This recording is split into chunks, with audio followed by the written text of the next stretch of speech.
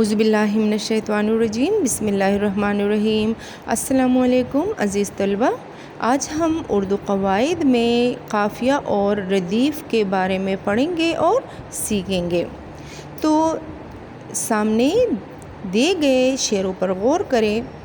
نہ ہو کیوں ہمیں جان سے پیارا وطن، ہے جنت کا ٹکڑا ہمارا وطن، سہانا ہے سندر ہے سارا وطن، ہمارا وطن پیارا پیارا وطن۔ اوپر دیے گئے شعروں میں آنے والے الفاظ پیارا، ہمارا، سارا ایک جیسی آواز دیتے ہیں۔ ہم آواز الفاظ کو قافیہ کہا جاتا ہے، ٹھیک ہے۔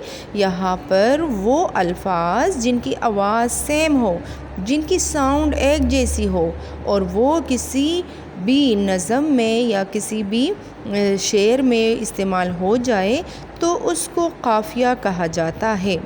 شعروں کے آخر میں وطن کا لفظ بار بار دہرایا گیا ہے۔ ہو بہو دہرائے جانے والے لفظ یا الفاظ کو ردیف کہتے ہیں، ٹھیک ہے۔ یعنی کسی بھی نظم میں اگر ایسے الفاظ جو لاسٹ میں بار بار دہرائے جائے ان کو ردیف کہا جاتا ہے۔ اس مثال کی روشنی میں نیچے دیے گئے شعروں سے قافیے اور ردیف الگ الگ کریں۔